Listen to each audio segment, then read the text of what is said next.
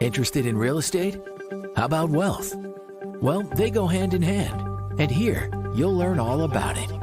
Welcome to Be the Bank, a podcast where we discuss and debate the topics centered around real estate investing. Your host, Justin Bogard, shares insights into investing in real estate to create real wealth and passive income for you and your family. He'll share stories of real estate investments done right, walk you through the process of owning a real estate note, and most importantly, educate you so you can be the bank. This is Be the Bank, brought to you by American Note Buyers. Now, here's your host, Justin Bogard. Hey, listener. This is season 6, episode number 11 of the Be the Bank podcast. I bet you're wondering why you haven't heard from me for a while. It's been almost 2 months now since I've released an episode. Just got a lot of cool things going on right now, a lot of changes I've been making in my career. Not major outside the note business, but we'll kind of get into that later today. But I've actually been doing this podcasting for, I think, over 5 years now.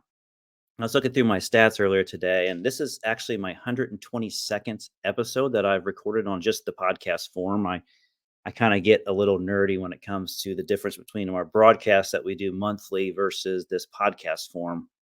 And so I've decided that these last couple of months that I kind of want to end my tenureship with doing this podcasting stuff. So this will kind of be my last episode as your host on the Be the Bank podcast, brought to you by American Note Buyers. And I always wanted this quintessential ending to when I stopped doing this podcast, because there's somebody that's very special in my career and my experience in this real estate world that I've always wanted to have on the show. And I never want to just have them as like a guest on the show and without it having be some sort of milestone. So today I have a very great friend of mine, my mentor in this business, and somebody that, I hold very close to me as far as a special person that's been able to help me grow. And that's Mr. Eddie Speed. Eddie Speed is the founder of NoteSchool and Colonial Funding Group. And so we've had a lot of fun conversations throughout my career in this business, a little over 7 years now in the note space. Met him and his family many times, and it's always really fun to be around him, soak and absorb all the information that he provides, and just to make, me an all-around better note investor, really. And so I owe a lot to him. And so this episode is, with Eddie Speed, and this is my 122nd episode, the last one that I'll do on the Be the Bank podcast. And so stay tuned. Here we go.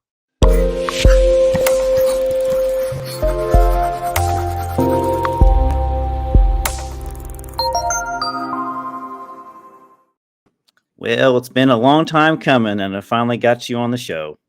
That's awesome. So today's a little rainy outside, and I live in Indianapolis. And those of you who don't know, Eddie is in Dallas. It feels like a video game day. Did you ever play video games when you were younger? It wasn't my thing, but I've been around a lot of people that have. So I get what you're saying. Yeah, I just remember when before we started recording this, we were talking about I used to be a competitive swimmer, and we'd always have a practice at the local neighborhood pool, like 7:00 in the morning or whatever. And on those days that was more dreary and rainy outside because it was an outdoor pool, we'd just go back to our house and just be like, man, I don't want to go back outside. I just want to sit back and play video games while mom and dad are at work. So yeah. This makes me feel nostalgic today with all that. So that's great. One of the questions that I always wanted to ask you, because I've never heard this story before, is, and I remember my first deal. Do you remember the first deal you ever done in the note business? Yeah, I do. Well, can you tell me a little bit about that? Like, what was it? How did you come across the deal, and what were your kind of emotions going through it? Well, a little background. So the man that introduced me to this industry became my father-in-law. He was not my father-in-law at the time. In fact, to be honest with you, I wasn't even dating Martha at the time. We were friends, but we weren't dating, right? Did you go to the same high school? No. Martha was from a little town, Hattiesburg. I was raised in Jackson, Mississippi, and she was from Hattiesburg. And so I was working down there as a horse inspector. I have a horse inspector. Yeah, no kidding. For the state, for the Mississippi Board of Animal Health. And I knew Martha's sister we had mutual friends and stuff. We were horse people. And so we had they had some mutual friends that were horse friends of mine and so forth and so on. So that's kind of how we connected. Martha had just graduated from a little junior college up the road called Mississippi State University as a school teacher. And I met her dad. He was a retired fireman and had been a longtime real estate investor, did multifamily, trailer parks, built houses, did all kinds of stuff on the side. He was the workingest guy you've ever seen. Okay. And so he got me started in the business. And when I started with him, it wasn't like, okay, we're going to bring you on and bring you a big salary. And like, no, it was like this. You're not going to make anything. And you're going to go out and we're going to teach you how to do this. And then, you can make a commission if you find a deal. And I didn't know, there wasn't any training. There wasn't anything. Like there wasn't even a pamphlet. There wasn't any kind of a mortgage banker's book you could read of what was a mortgagee title policy versus an owner's policy versus what's a deed of trust. There wasn't anything. May have been, but I didn't know about it.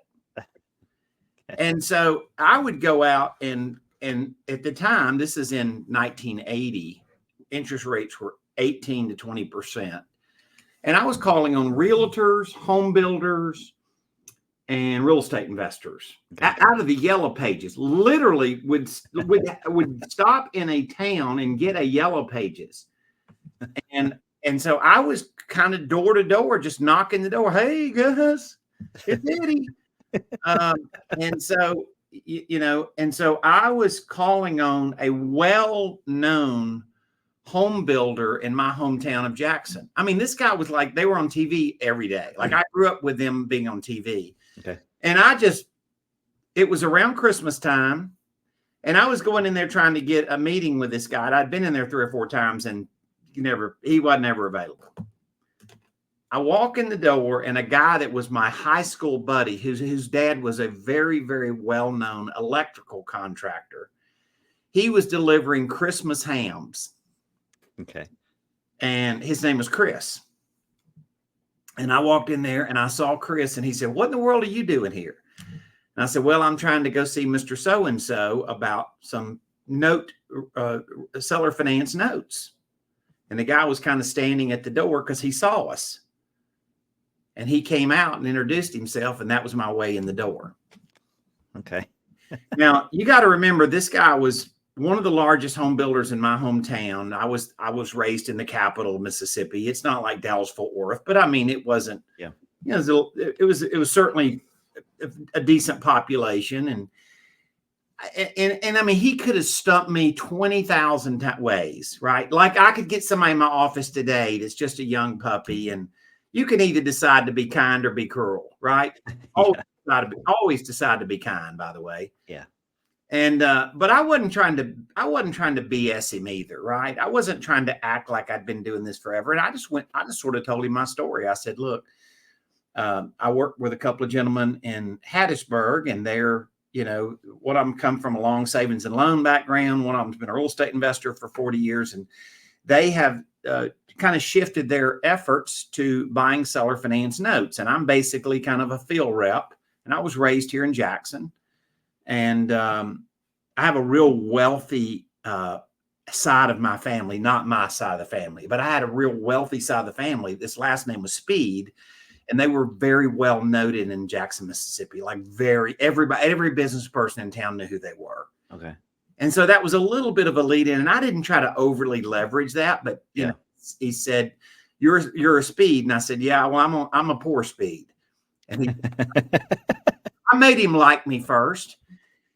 And he literally got on a private plane that afternoon and flew to Hattiesburg and sat out by they call it a plane state, a gas station for airplanes. They call it FBO, fixed base operation. That's where you take your plane and you land and they gas it up, and usually they got a conference room and stuff. And so he literally stopped there and they went and met him and made a deal that afternoon. That's the first deal I ever did.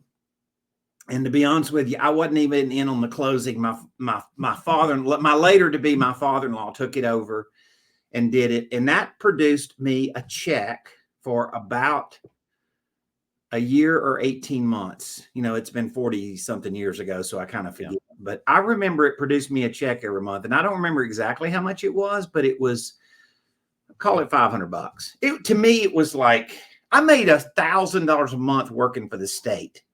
Yeah. I made $500 a month on a deal that took me 12 minutes. Isn't that something?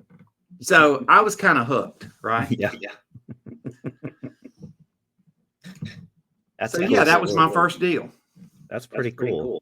Yeah. I'm getting a little bit of echo. Are you hearing echo in the background? Well, I don't know. I don't think I hear it now. I think it went away.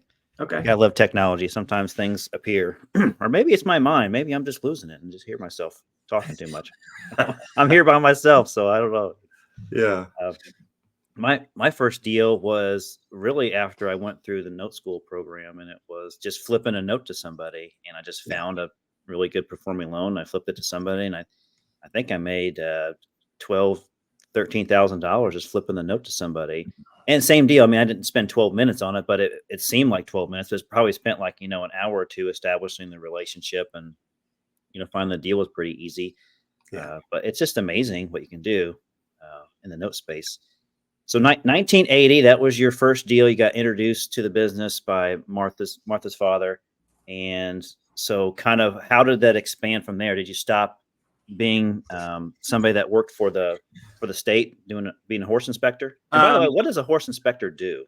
Well, this is in the deep South, right? And so they have a lot of mosquitoes and horse flies down there. Yeah. And there was a disease that was spread by that, commonly known as swamp fever. And so it's got a technical name, but it's swamp fever is what people, and so these horses would go to the veterinarian, and before you could go to a really big horse show or a fair or something, you had to have these horses tested. And so they would test and they would come back positive. And so then the rep for the state would go out. So a lot of my times was on the weekend and in evenings. Okay. So because that's when people were home. Yeah. So I couldn't show up at their house at 10 o'clock on Wednesday morning because they were working. Yeah. So I could kind of do this job during the day and do my state job at night and on the weekends. So I didn't have to give it up. And that's pretty cool how that worked out. Yeah, it did. And so it just gave me, a base or something to survive in. Let me tell you something. Martha chased me because of seeing my lifestyle, right? I was living in a 10 by 40 mobile homes, about 35 years old. So she chased me because of my lifestyle. I just want you to know that. She was looking for that.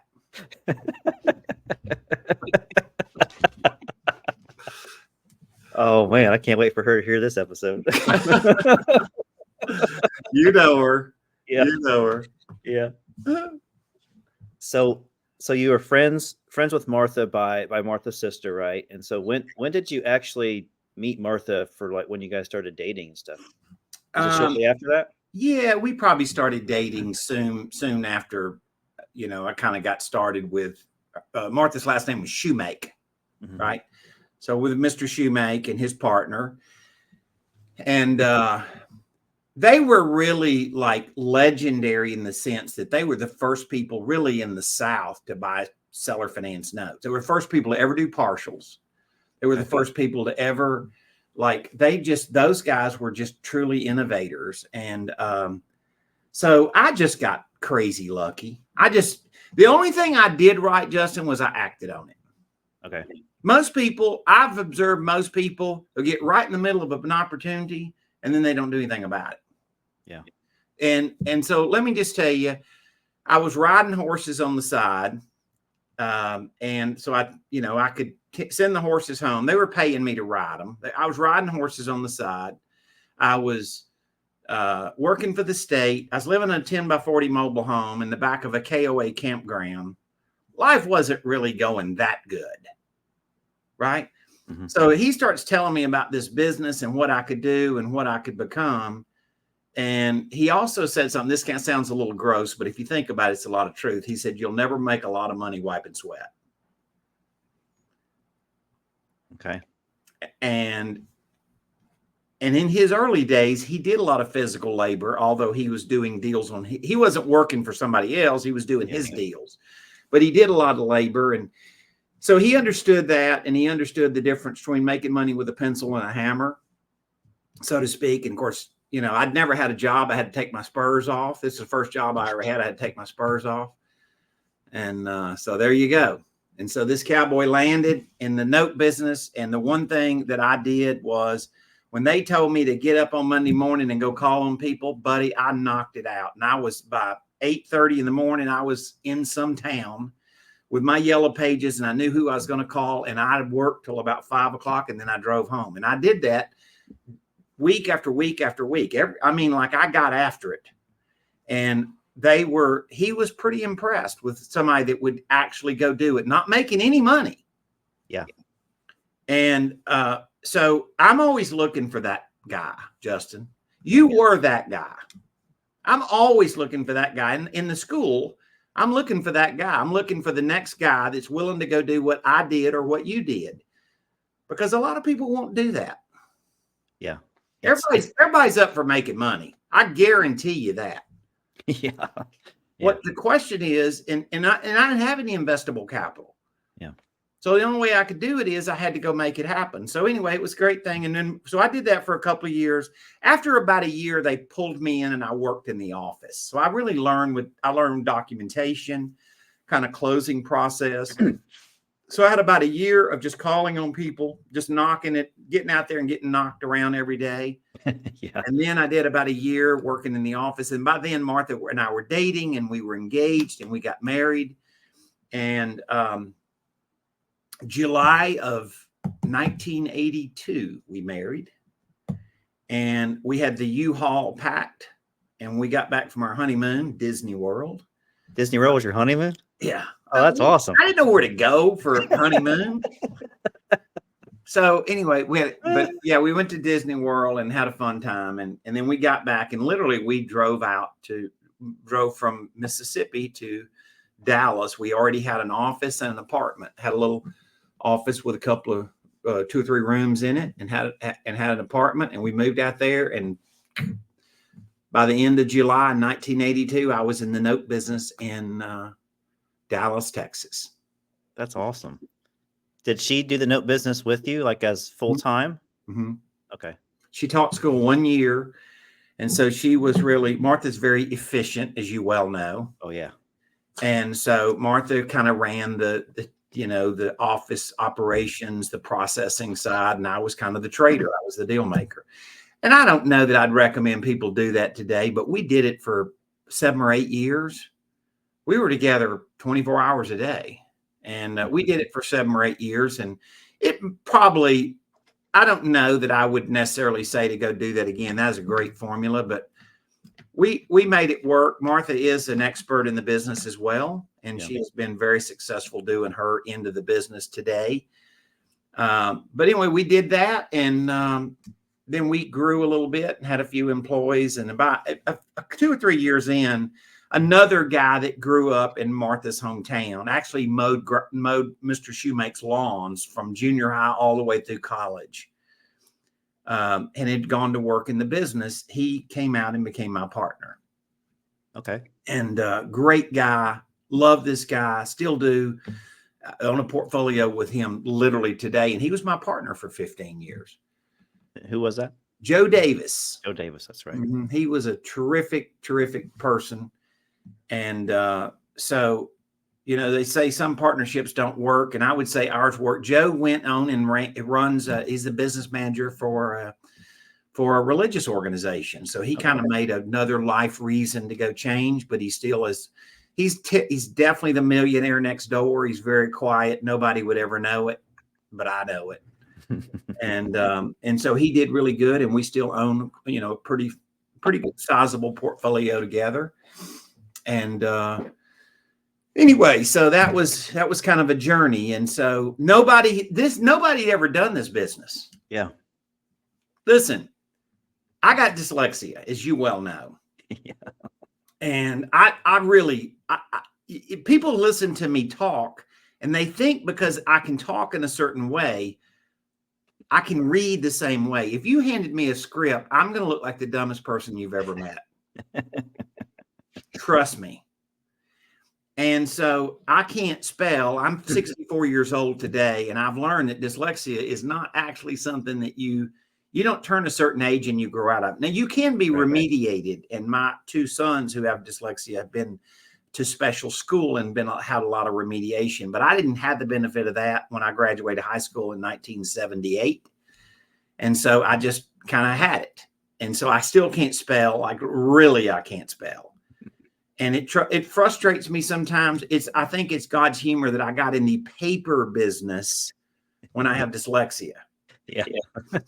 So Martha we had a little form. We're going to type a contract on a house or on a note on a house.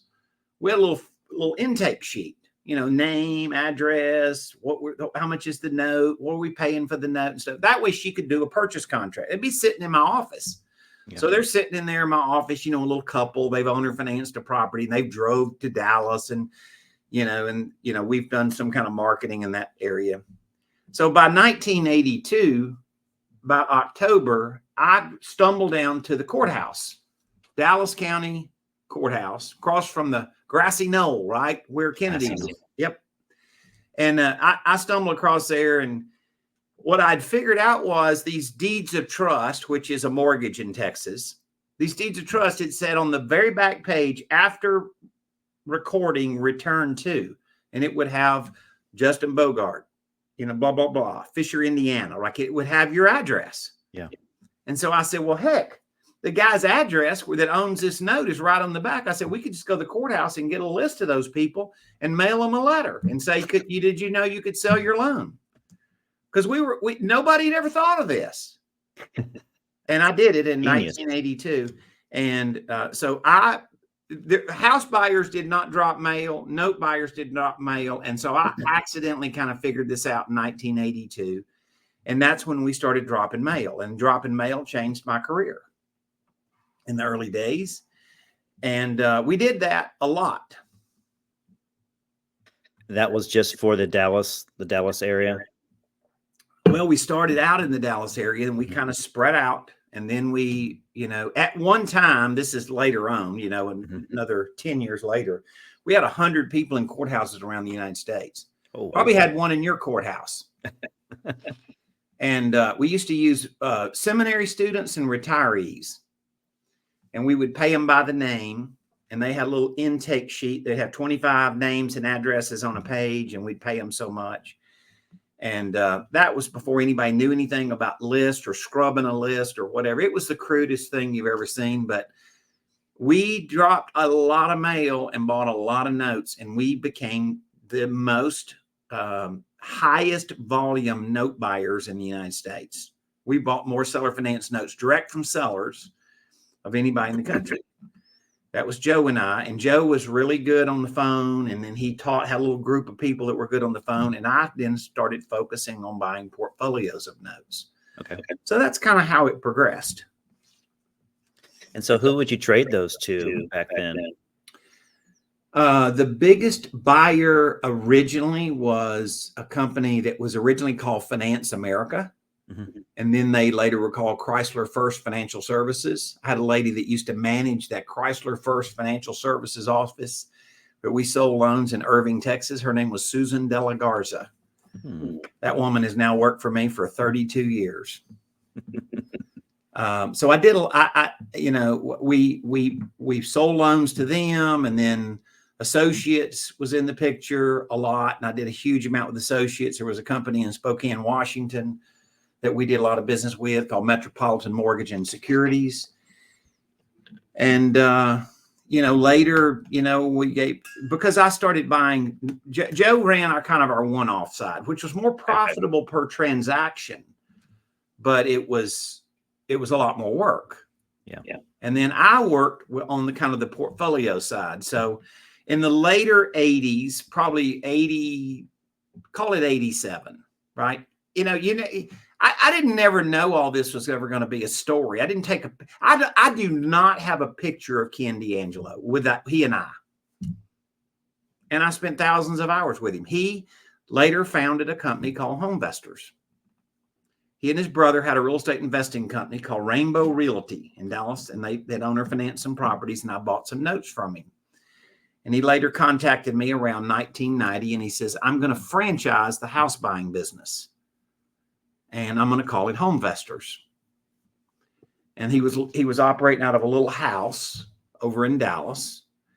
And he said, I want my franchisees to be able to create notes, but every time we go take a note to an investor, they club us on what they're going to pay. Mm-hmm. And he said, why do you think that's true? And I said, probably because you made the note wrong. You structured it the wrong way. Yeah. And so he and I started on a journey. We went to Walmart and got 6 whiteboards and 6 easels. And every Saturday morning for about 3 months, we set those up. And we basically set up a system and a very defined process of how to create notes. Nobody had ever done it in the industry. Most of my industry friends thought I was out of my mind. And the industry, which was primarily dominated by then by Metropolitan and by associates, cumulatively, they were doing about $75 million in owner finance notes a year. And within 2 years, they were doing $250 million a year. Wow. So apparently this system really meant something, because I got copied. Once I came up with the idea and sorted through all the problems, and everybody else jumped on it and kind of stole my stuff. Yeah. Look, I'm not even complaining. I'm just saying to you, sometimes when you're a pioneer, you got to realize you're going to cut yourself with your own machete. Yeah. And so that revolutionized the note business in the 90s. And I've cumulatively now closed over 2,000 portfolios of seller finance notes. And it's kind of funny. They have these Facebook pages and stuff, these special Facebook pages for seller financing. Mm-hmm. Most of those people don't know who I am. Really? I mean, they think I'm a guru, right? They think they know who NoteSchool is, but they don't realize, that we've bought all these portfolios of notes and that we still do it. And so that's the company that you and Martha started called Colonial Funding Group. Mm-hmm. Back in the 80s. Back in the 80s. So when you get a portfolio in front of you, how did you guys know how to underwrite that portfolio? Did you already have an idea in mind of what the institutional buyer would pay for something like that? You just kind of just put together and threw a margin in there for yourself? Yeah, one thing that really helped us grow our business is we knew what the exit market was. We knew what an acceptable loan was, and we knew what was unacceptable. You don't need a lot of times working on deals that won't close, right? And so you figure out pretty quick, this is doable, this isn't doable. So we had a good ear and a good eye for underwriting and loan structuring. We knew what was acceptable in the marketplace. And so I always did it. And I never was one of these guys that went to the institutional investor and always tried to argue with them and try to sell them a trashy deal. Right. Because I'm just telling you, they get to where they don't want to play pretty damn fast. Right. Yeah. And so I was always a guy that worked with them. And I would say, I would always kind of frame it like, here's the unredeeming factors and here's the redeeming factors. Mm-hmm. And does it pass? So a junky property with no down, bad credit, no seasoning. They hadn't made any payments, hadn't established any evidence they were going to pay. Is that a deal? No, throw that in the garbage. Get over that deal. Right. Now, if that same deal had 3 years pay history or 4 years pay history, that could be a horse of a different color. And so I started with Homevestors, and then I did it with a lot of other people. I helped a guy that became well known in the industry, Mitch Stephen, my long pal. Mm-hmm. And I worked with him and set up a very similar system with him of how he manufactured notes. And when did you meet Mitch Stevens? Probably 95. Okay. And he was in San Antonio then too? Mm-hmm. Oh, yeah. Yeah. Mitch was a real go-giver. So Mitch knew a lot of other people in San Antonio that did it. And one thing led to another. At one time, I had 8 sales reps that were out in the field calling on people that were generating owner finance notes. Today with technology, you don't really do it that way. Right. Okay? But back then it was to press the flesh, get out there and do it. I've made 1 million field trips in the field and going and looking at people's collateral, whether it was land or houses or mobile home and land. I'm talking about like, seriously, like I've worn out a set of tires on an airplane going to Carolinas or Arizona or Oklahoma or, wherever, looking at notes. And, and we would go out and get a feel for it. And I got to understand a lot about how people ran their real estate business. And I didn't realize that, but it really helped me understand how to make their business better. I really did know how a land business operated. I really did know how a house buying operation operated. Yeah. And so I really I looked at it as kind of becoming a partner with them and helping them manufacture their seller finance notes. And then obviously I'd get to buy some of the notes. And I wanted them to keep some of the notes. I never wanted them to liquidate and sell all that they had. Right. And so it's, this all resonates with you because, kind of where we are at today and stuff. But, there wasn't a rule book. It was just kind of figure it out. And I loved working with the real estate investors. Joe, my partner, bought the one-off side of the business. So just a mom and pop that owner financed one house their whole entire life. And he bought that note, and he had a team of people that did that. And they were really good at it.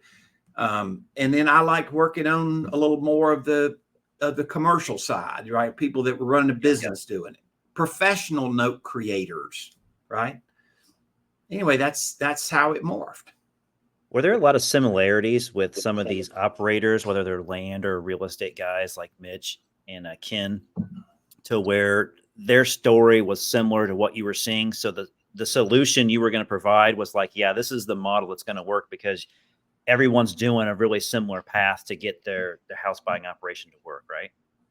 I learned if there were 10 things, there were 8 things that were virtually identical to everybody else I saw, and 2 things that could have been market centric. Okay. They used to always tell me, you don't understand my market. You don't understand my buyer. You don't understand this and that. And I'm like, they got a Hispanic surname, right? 90% of the time in the 90s, they had a Hispanic surname, right? Yeah. And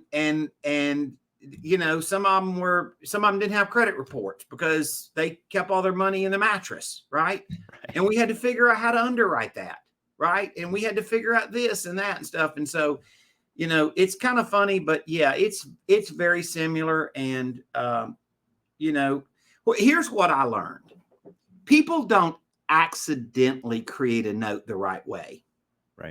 Right. The things that you and I know about manufacturing a note, sales price and the down payment and the loan and the terms of the loan and the payment and the quality of the customer and how to go find that customer when he's looking to buy a house. How do you become the ad that he wants to read or the yard sign that he wants to attract to?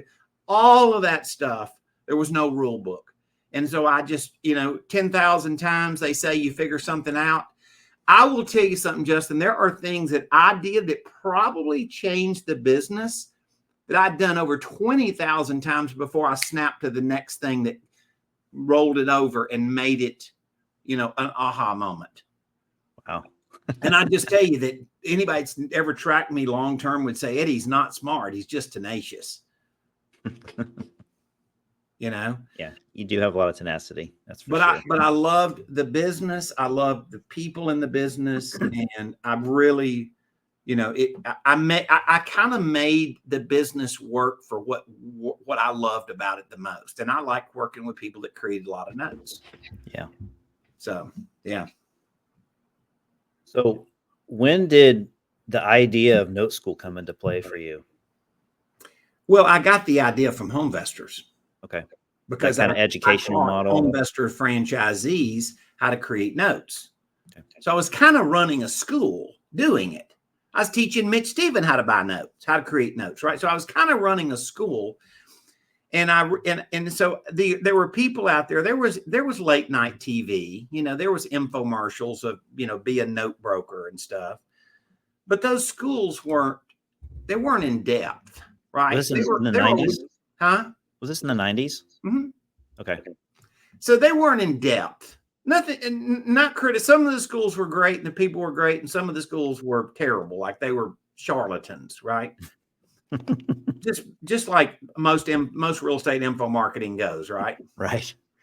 And so, but they weren't in depth.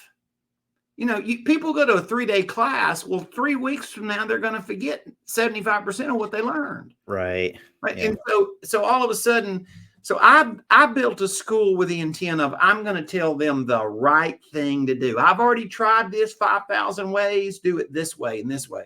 And what I learned is I did a 3-day class and with a guy that had a newsletter for the note business.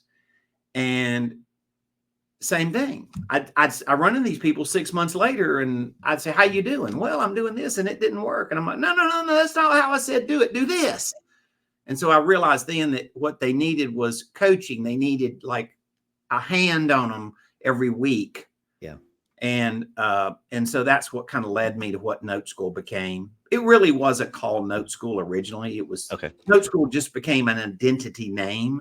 It was just Eddie Speed's note training, And anyway, but I did that, and what I didn't know at the time that I really was going to fall in love with training. Okay. I kind of had been doing it because that's really what I was doing in the 90s, getting all these people to do volume, right? But around 2000, I wrote a book called Streetwise Seller Financing that was a how-to book, how to make the best seller finance notes. And nobody had really had a book on that.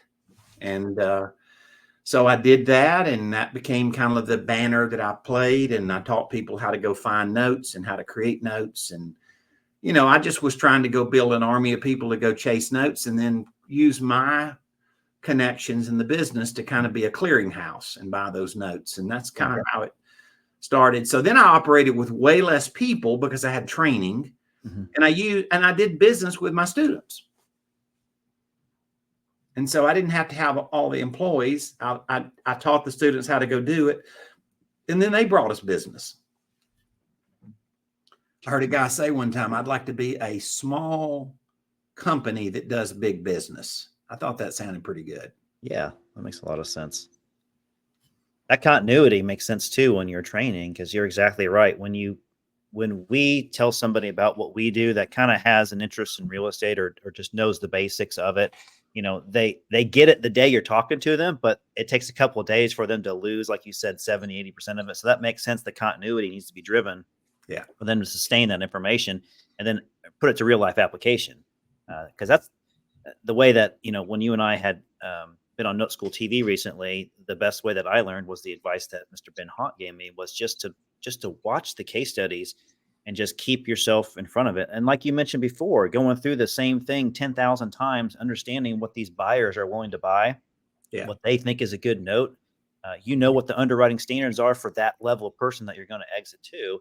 It just makes all the sense in the world to keep educating yourself and fine tuning that craft. Yeah. Yeah. It's, when the industry started, there wasn't any thought of scale. What I tried to do was to look at it and say, how do you scale it? How do you teach home investors and all of its franchisees to create notes, right? Yeah.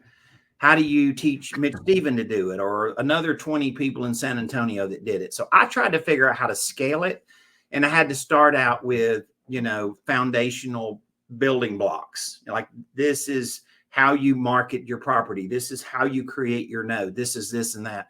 And you had to answer questions for them that they didn't think there was an answer to. Yeah. Like, how do you go find a buyer with a better down payment? Well, I had to go figure out that you change the wording in your ad, and a change who would attract to your ad. It wasn't in the rule book because there wasn't a rule book, right? Right. You had to pioneer the rule book. Kind of, sort of. When did you and Martha start having kids? What was it in the 90s? 89. Okay. And Emily's the oldest? Emily's the oldest. She turned 35 this year. She's pretty cool. I've actually never met her in person. I've seen her, at events and stuff from a distance, or if she's been on stage for something. But you have a sparkle in your eye about her, because she's pretty cool, and she's obviously different than what the note business is, right? And I'll kind of let you talk about Emily. So Emily's about 3 years old, and she looks up at me, and she's wearing some tutu, and she says, "Dad, I'm going to be a ballerina." And you're like, "Okay, sure, sweetie, that's great." 35 years later, she is a professional ballerina, and she has been making a living at it since she was about 18. And so she had a little of that tenacity in her. And so Martha and I recently went. She has her own operation now, her own little ballet company. And they had their debut performances in New York City. And Martha and I went up there and got to be a part of that for a couple of days.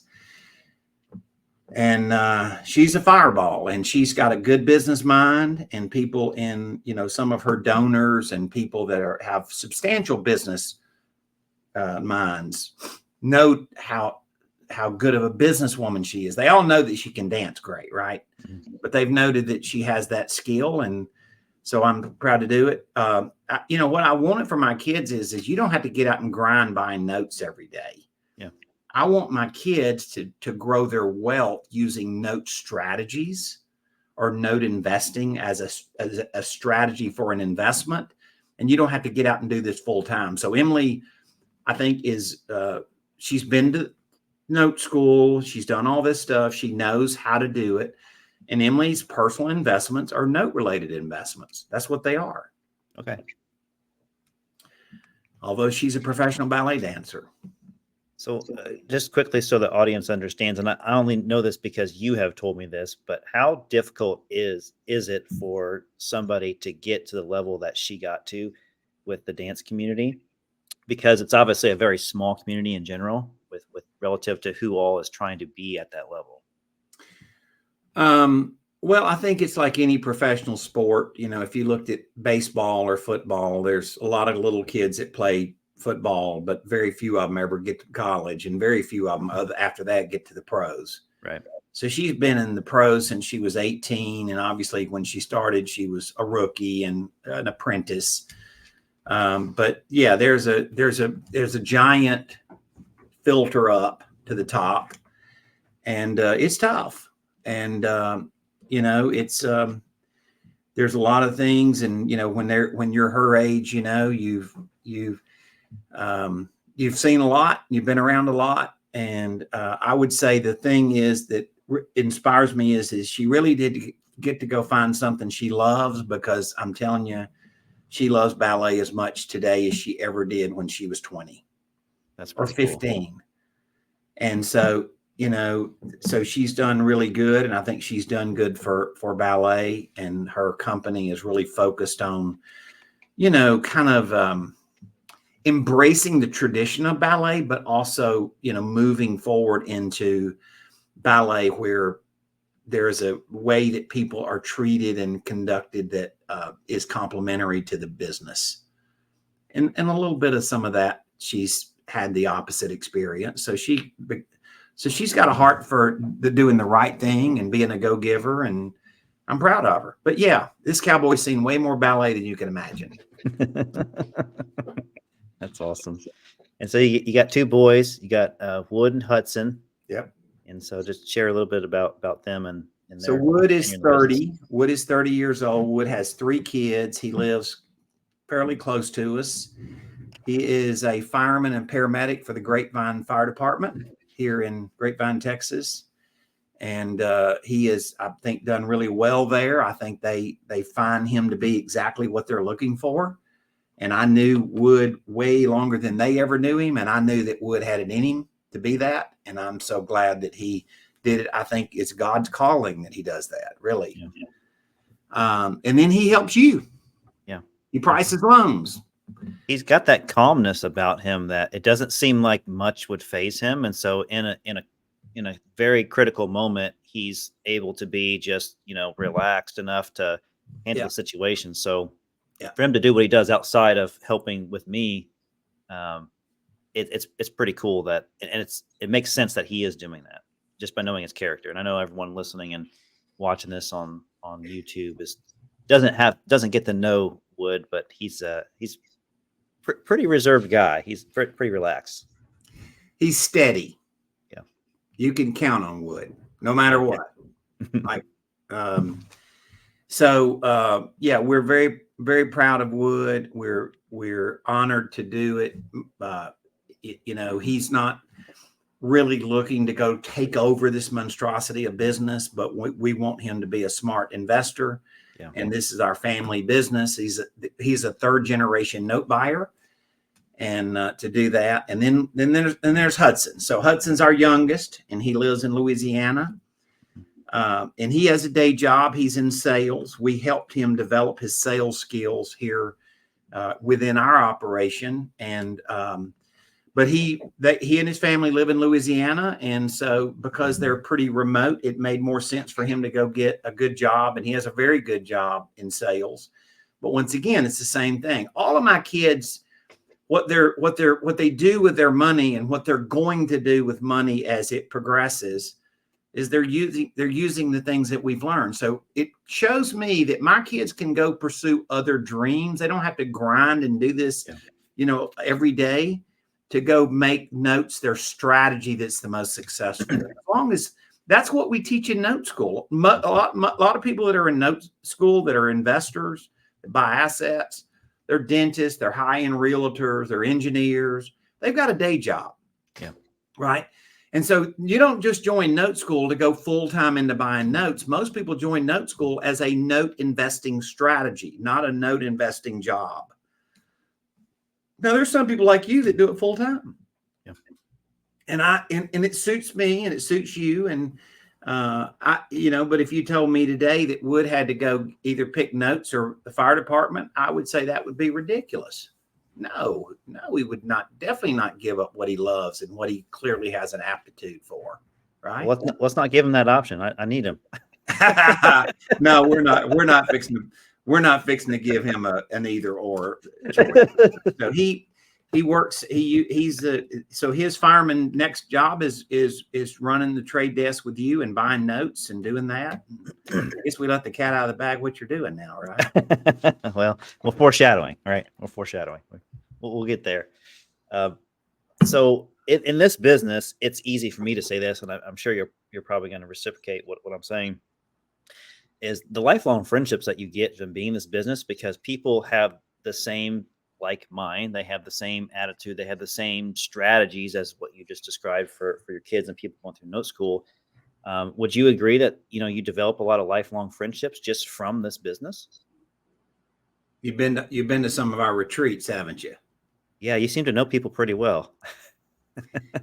Yeah, so we've got people that I met from the industry that these are the same people that I spend all my social time with. These are the people that I consider outside of my blood kin, they're my family.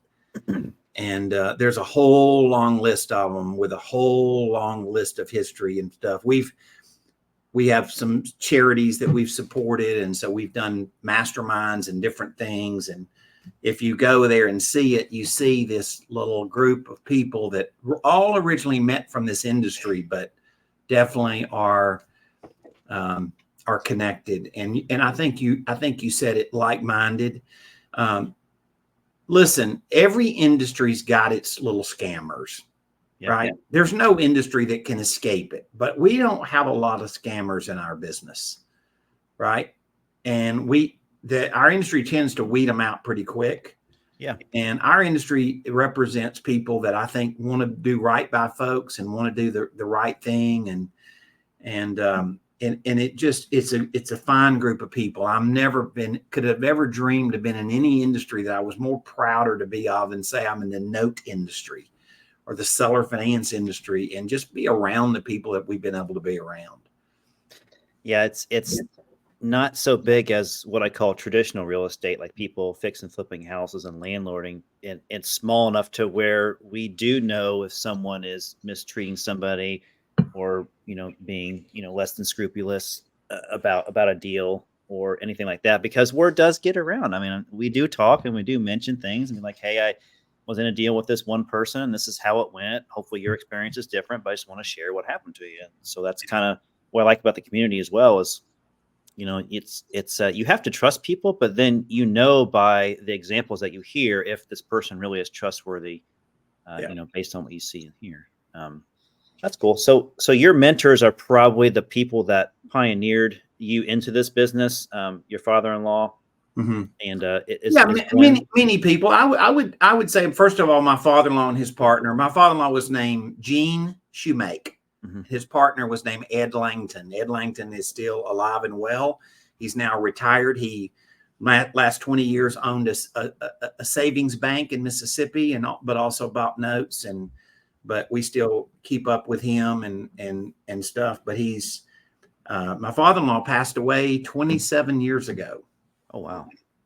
And so my father-in-law's dream and his mission was to have a family note operation. And so we've kept that business going. That's not Colonial. That's not my business. But we've kept a family note operation going for 27 years after he passed away, still today. And so my mother-in-law has been able to live off of his good choices. And we've kept her in notes and we built family legacy there in notes for a long time. And so it was his passion, and we could see the light of continuing that, and we have. And so it's kind of ingrained in our skin, Yeah, that's awesome. You guys definitely build a really cool legacy on both fronts, for your internal little pod there, then obviously, through Martha and Martha's late father. Yeah. I got my dad in the business at 68 years old. Really? Okay. And my dad did the business and told me 1,000 times, if not 10,000, before he passed away in his 80s. Son, I've loved this more than anything I've ever done. That's pretty cool. My dad's retirement was not squared away when he was past 65. And within just a few years, the note strategies, his retirement became very good, and it let them live the rest of their life really well. He enjoyed the business. And so it was a gift that I was introduced to, and he got really intrigued by it and asked me to help him, and I got to help him a little bit. My dad was smarter than me. He wasn't like, my dad was a real smart guy. My father-in-law taught me how to make money. Yeah. Making money usually is a learned trait. Yeah. So there are obstacles that we have to overcome in this note business, and those obstacles come from our government. And so our government is always trying to do different things, maybe to support another avenue they're trying to fulfill in their campaign or their bit on whether they sit on the House or they're in the Senate. And so you kind of recognize this, I want to say several years ago, and you put together a group of people that could help organize an operation to help fight for our causes and what we're trying to do. And not just for us personally as investors, but more importantly, the homeowners that can suffer from some of these things that get across from bills and stuff. And so that organization is called Seller Finance Coalition. And so if you wouldn't mind just speaking a little bit about the genesis of that, and then kind of where we're at today with Seller Finance Coalition. Well, once again, if I seem a little sketchy in the dates, it's because I didn't take a picture of us having lunch that day, and I didn't put the date on my calendar. I probably did, but I don't know how to find it. Yeah, it was probably around 2010 that we had our first conversations about needing a organization. Our industry had tried to organize and have a trade association, and too many egos and too many, things got in the way. And so it became a law that said that if you did more than 3 seller finance transactions in a single year, that after that you had to be licensed like a bank.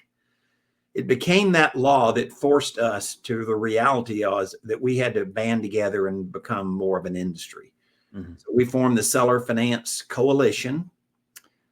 We got lucky. We found the best lobbyist in the world, like this guy in Washington, D.C. I mean, this guy was terrific and is today.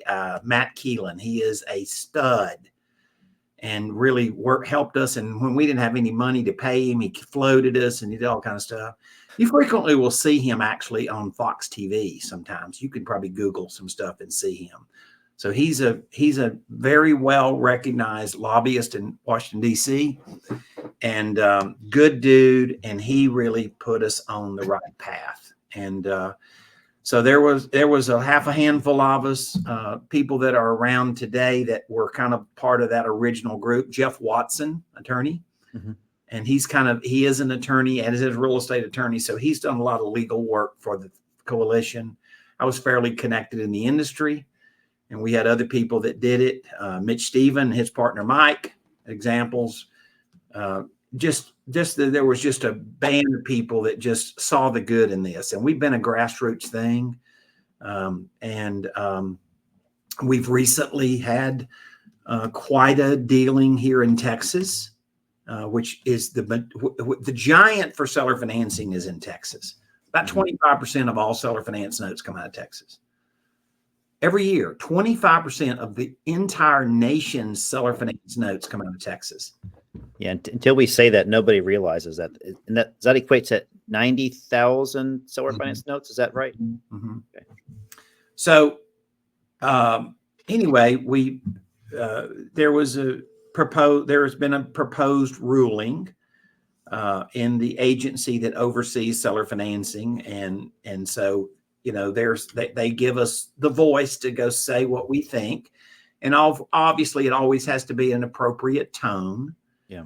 And so we've used this organization to kind of fuel getting people in the business that kind of position and say, this is what matters to us. And hey, we'd like a seat at the table. We want to make sure it works for you guys, the agency meaning, but at the same time, it needs to work for us as a business. And so we're doing that. And we have a bill that we hopefully will be passed in Congress and then on to the Senate, the United States Congress, and then Senate. That bill has been carried by a guy that is a congressman from Lexington, Kentucky, Congressman Andy Barr. He's a terrific guy that has saw the need of our business and saw the value in it. And then, so it's just gone on with people that bought into our vision.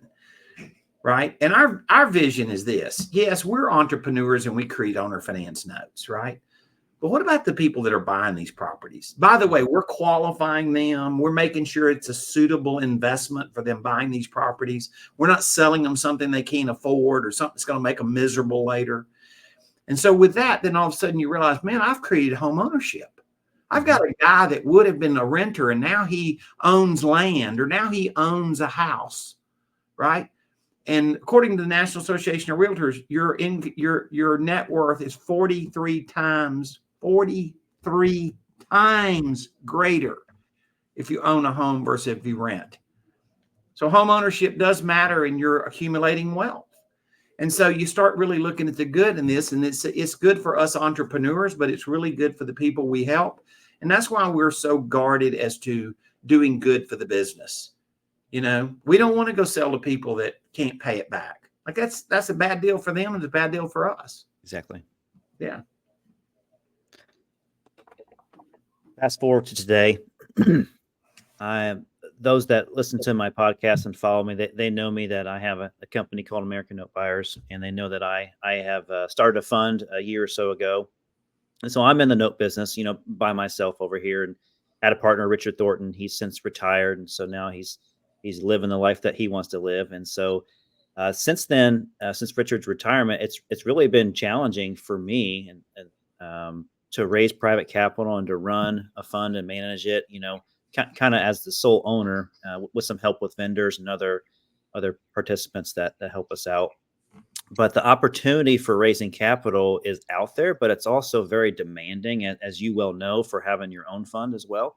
Yeah. And so I've often just had a quagmire this past year on like, where can I find, the time, where can I find the outlet to reach more people to raise private capital? And so that was one of my biggest problems. The inventory is out there, which people sometimes don't believe me when I say that. I was like, the inventory is out there. You have to know how to fish in the right pond. And so you reach out to me recently and you were trying to change up things in your operation and what you're trying to do in your vision. And you said, hey man, like, let's look at this as an abundance mentality. And I think it would benefit you if you would help me out, which is going to help you out in the long run. And that is, we have the availability to reach a lot of different people for inventory. Then we have the ability to turn inventory over to people that really need this in, kind of on a silver platter. They need help running due diligence. They need help, just understanding what good underwriting is for a good deal.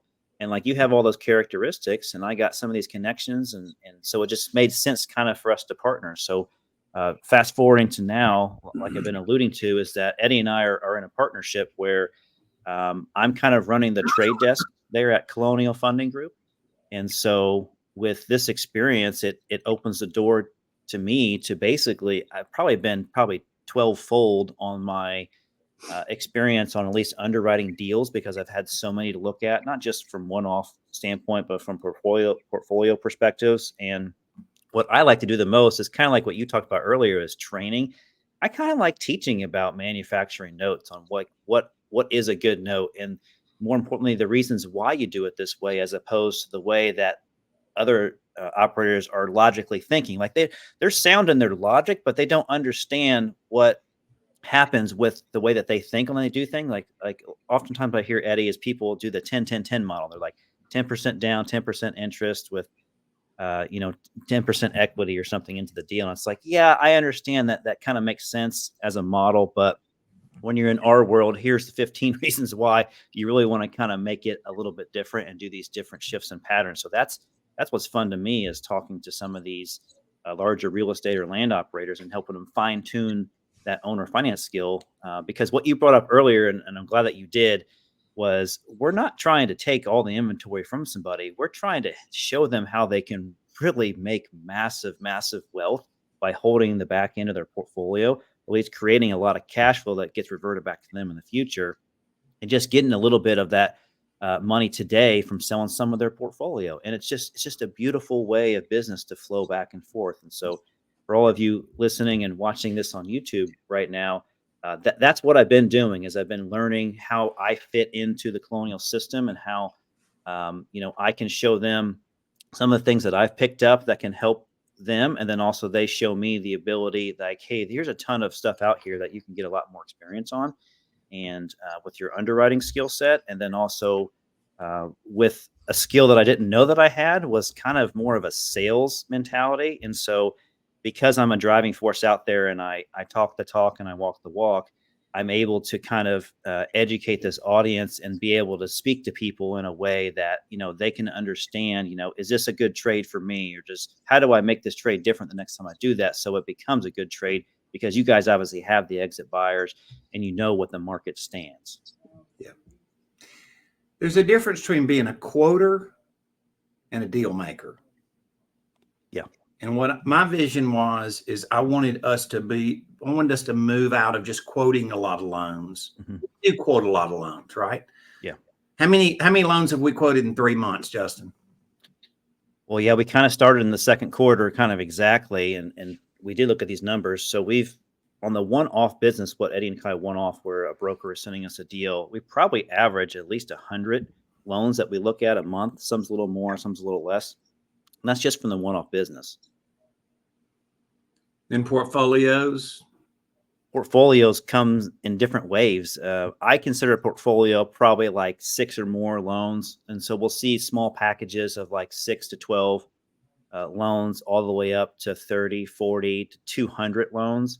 And so that equates to probably about 600 to 700 of total loans that we see in portfolios that we get the opportunity to look at and to price for investors. We've had several portfolios that are in the $8 to $15 million range. We have one that we're working on right now that's $35 million. So we deal with really big operators, and we deal with somebody that's got 6 or 8 or 10 loans as well. So what, cumulatively 800 loans there, and call it 400 on the one-off side. So we've looked at in 3 months 1,200 loans, seller finance. Yeah. It's kind of hard to believe when you look back. Like, yeah, I have looked at that many loans. Beforehand, I wouldn't be looking at that many loans. But it's also easier when you have a model and a system that helps you go through and filter things pretty quickly. Because like you mentioned before, when you're talking about Ken D'Angelo, on how you knew, like you had, no seasoning, extremely low down payment, horrible credit or no credit. It's like those three factors are telling you like, yeah, that's not going to work. So we can just, bypass that pretty quickly. So having really, really strong filters in the beginning can help you, go through all that. Our mission with people that create notes on a recurring basis is not for them to go create a note and turn around and immediately discount their note. That's just a long way of flipping a house, right? Yeah. The real deal is, how do you go recapitalize and then still have a potential of having long-term wealth? Can you have your cake and eat it too, so to speak? Mm-hmm. The answer is there are certain structures that allow you to do that. We've done way more of it than anybody else in the note business. And we like people that do that. A guy that's just interested in, I want to create a note. I want to cash out immediately. I want to run off. I don't want to ever have anything else to do with the deal or the opportunity again. I look at it and think, I don't know that they're our kind of person. Right. I want to deal with people that care about the future and care about the property and care about the people. And then we can show them some financial modeling that could show them how they could have long-term wealth in it in various ways. There's more than one way to do it. And then that's a really, for me, like anybody that's in this business, I've been around the top 500 house flippers a lot. I'm in a number of masterminds.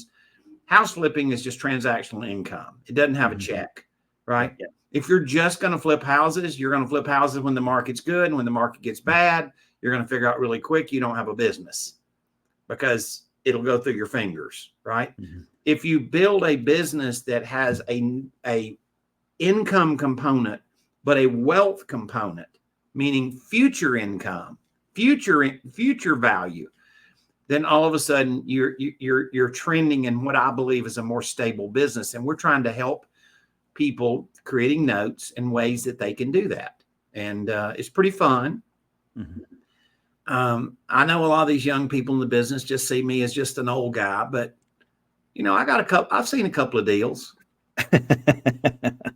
What would you say your amount of deals that you've kind of done transactions with over your 40 plus year career in this business? Like what are the volume is that, just for scale, so to understand? I've closed over 50,000 seller finance note deals. I probably looked at 300,000 or 400,000 notes. So a couple of deals.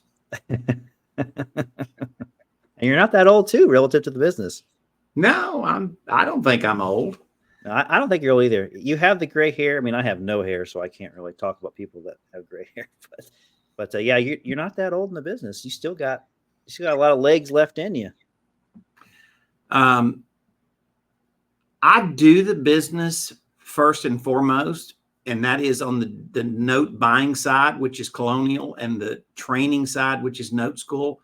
I really do love it. And so just to say, Eddie, I'm going to sever it and go retire and never do this again, that wouldn't be something I could write into my future. But I mean, obviously I want to not grind on it as much as I did when I was younger.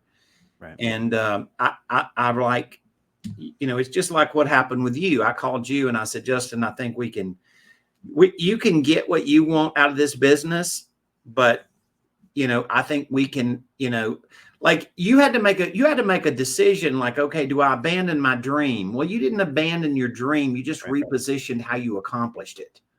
Yeah. You see what I'm saying? That's a lot different than saying you're abandoning what you're doing. Right. You're not in a different industry. You've priced more loans in 3 months than you've ever priced in your career. That is very true. That is very true. And so that was the abundant mentality we're talking about. And you're still going to be able to take some of your investors' money and go deploy their money in deals. Mm-hmm. And you're doing it with a little more clarity, and you're doing it with a lot of practice now. The reason we became so good at knowing how to create notes is that over the past 40 years, I have tracked every institutional investor that ever specialized in buying notes, most of which I've had major executives from virtually every one of these companies have worked for me. And so I know the statistics of their loans that pay and their loans that don't pay.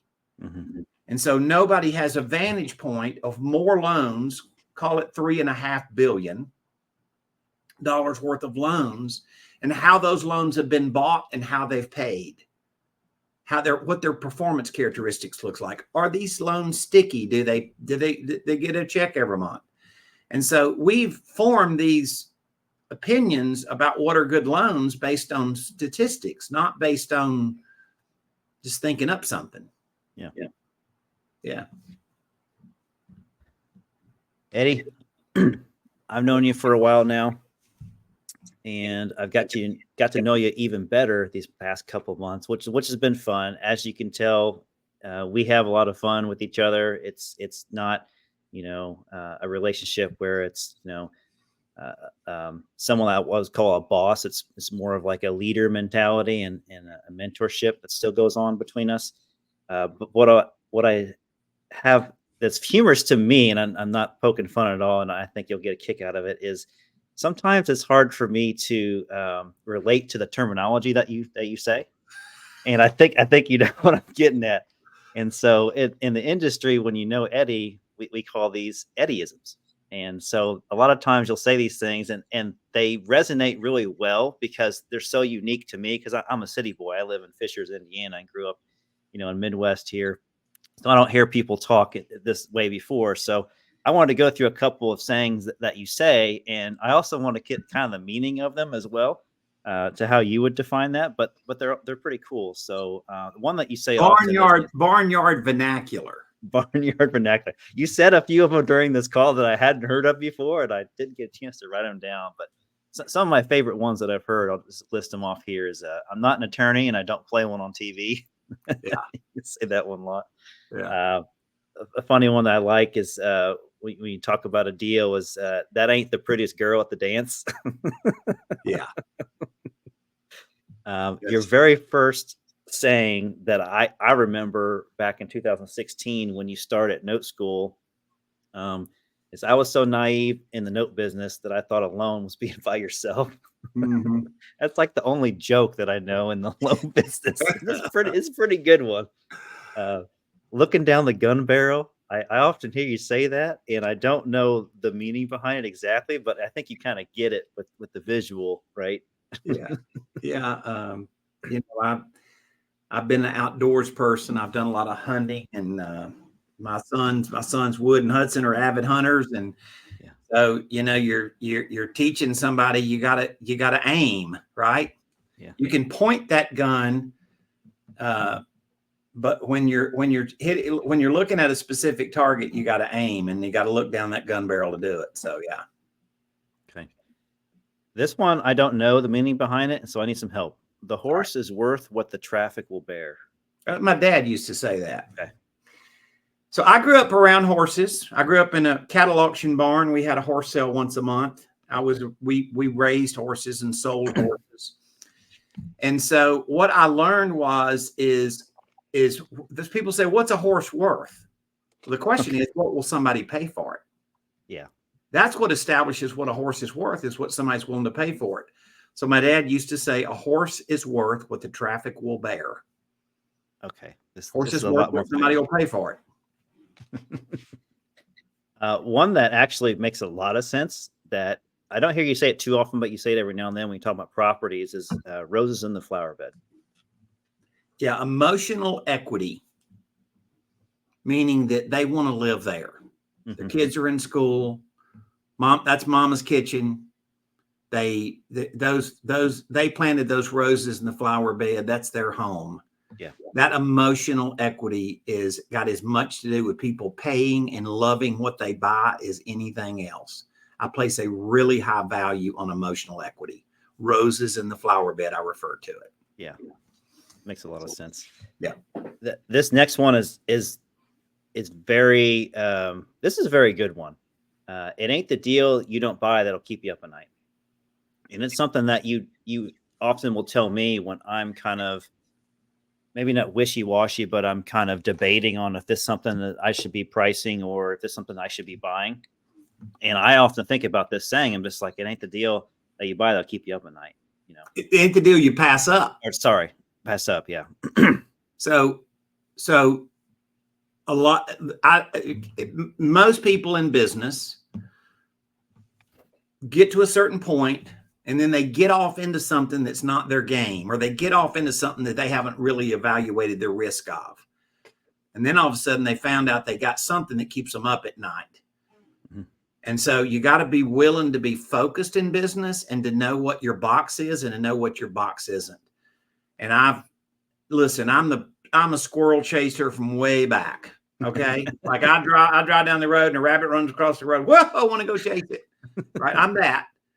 But I got a little more gray hair than I used to. And I've learned that I got to stay inside my box and I got to stay inside our disciplines.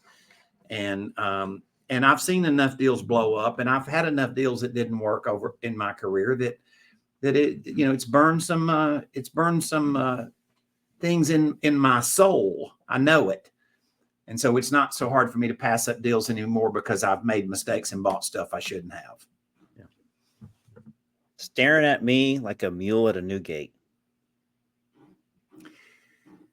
Did I use it right? So, first of all, yeah, stare like a mule. The saying is, he was staring like a mule staring at a new gate. Okay. Right. So let me first of all explain this to you. A mule is a really, really, really intelligent animal. Okay. Way more intelligent than a horse. A horse is dumb and will do dumb stuff to himself. A mule will not do dumb stuff to himself. He won't eat himself to death. You can't hardly make him step in a hole, right? Okay. You can't make him step in a hole. You can't make a mule do something. You can ask them, but you can't make them. Okay. Right? And so a mule looks dumb, but they're really more intelligent than a horse. Okay. Right? And so when you have a fence and you hang a new gate up, the horse would be like, "Hey man, there's a gate there. I can't go through it." A mule's like studying that gate. He's like trying to figure out like why they put the new gate up and what's it about and is it different like that. You don't know what that mule's thinking, but he's thinking way deeper than a horse. Okay. And so I had an old cowboy friend that used to say that all the time, and I always thought it was kind of funny. And I've taught in New York City, and I've taught in San Francisco and Miami and everywhere on the sun. And when I really have a little fun with the audience, I'll drop that in. And they have no idea what it means. And I know they don't, but I know what it means. That's awesome. A really fun one that I like to hear is they've already cooked the pie. Now we've got to eat the pie that they made. Yeah, that means that somebody's already created a note. Yeah. And now they're wanting me to buy their pie with the wrong ingredients. Yeah. They've made it wrong, and now they're wanting me to become part of their problem. And so the saying is, you can't recook that pie. Yeah. And yeah, that's what that means. And Justin, you ever see any notes that are structured wrong, and now all of a sudden they're trying to make it your problem because they want you to buy it? Yes. Yeah. Yes, I have. Okay, I'll do one more. Just because we're running out of time here. You might get a little old lady in tennis shoes to pay that much. There's sophisticated investors and there's unsophisticated investors. And so people bring us deals all the time and they're saying, well, I can sell this note for so-and-so. And we're like, yeah, you may find an unsophisticated investor, the little old lady in tennis shoes. Yeah. And they might go buy one note from you. That doesn't represent the market. What we represent are people that's looked at 1,200 notes in the last 3 months, and we know what the market is. Now, that may be bad for you if you have loans that you're wanting more than the market for, and it may be good for you if you're trying to run a business. That's how I look at it. That's awesome. Little old lady in tennis shoes. When I hear that, I just picture. By the way, most of those are just old sayings. Yeah. I just picked them up. I don't want to take credit for it. So a couple of them I've made up or I've modified, but those are, I'm from the South. Clearly you can hear me talk. Right. And so people in the South kind of, they use little analogies, or they use kind of a romance and speaking that isn't so common in other parts of the country. And particularly people around ranching and agriculture use that. So I'm around people every day and they're just used to hear me talk that way. Yeah. And then I get around people that are like never been exposed to it. And they're like, oh my God, these are Eddie-isms, and stuff. And He's so talking in code. yeah, exactly. But usually they actually do mean something, by the way. Yeah, they do. And because I don't hear them that much, when I hear them from you, they're impactful because obviously I remember them because I can write them down. But they're a lot of fun. Well, hey man, we're running out of time here. We need to end this episode right quick. Thanks so much for being on the show today. Obviously, thanks for being my mentor and showing me and creating the person that I am today. These past 6-7 years that I've been in this note space, it's been a lot of fun. I really enjoy the partnership so far that we've had, and definitely look forward to what the future holds and how we can build this trade desk that we're creating into just I don't know, the 900-pound gorilla, I guess, if I would describe it. Justin, I'm proud of you. Thank you. I'm proud of you for many decisions, your parenthood decisions. You're putting your girls first, and you're figuring out a way to make this business work and still allow you to go spend the time to be the dad that you are and the time that you need to spend with them. And I appreciate how you deal with people and your sincerity and your honesty and your genuine love for people and helping them do better note business. And you represent our core values really well. And I want to just publicly say I'm proud of you and appreciative that you are willing to spend your time helping a lot of people do the business better. Well, thank you very much. That means a lot coming from you. And it's very special to have you on this episode today. Like I said in the beginning, this is the last episode that I'm doing for the Be the Bank podcast. Eddie and I will probably have some sort of formation from this podcast to be morphed into more of a Colonial funding group. Not really an educational format, but more of like a discovery and a format of kind of how you can be better at the note business, especially at the operator level. Yeah. And so that's our goal, is to really help you guys that are out there that want to create notes, how to make highly marketable notes. Then obviously we'd love the opportunity to price them and be able to liquidate that for you. But more importantly, we want to show you strategies that can just build you just massive wealth. We really want to do that. So for all of you guys, thank you for always listening to my content or running into me at events and saying, hey, I heard your podcast. It means a lot to me. I really don't know who does this. A couple people have reached out through the podcast platform here and I've said, hey, I'm looking for this and that. I honestly don't know how to wait to reply back to you because they don't have the technology to go outgoing. They have the technology to be receiving information. So anybody that's reached out to me through the podcast asking for help or wanting some sort of mentorship, obviously just reach out to me at info@anbfunds.com and I'll get you into the right path that you need to go down. Happy to talk with you. Eddie, thanks again for being on the show today. Look forward to the next iteration of this podcast. And until then, guys, this was season number 6, episode number 11 with Mr. Eddie Speed. See ya. Bye-bye.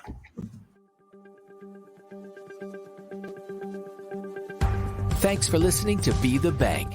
We hope you learned something from today's show. If you enjoyed this episode, please rate and review us. Plus, check out our channel on YouTube and follow us on Facebook and Twitter at Be the Bank and on Instagram at Be the Bank Podcast. Be the Bank is sponsored by American Note Buyers. Thanks again for listening.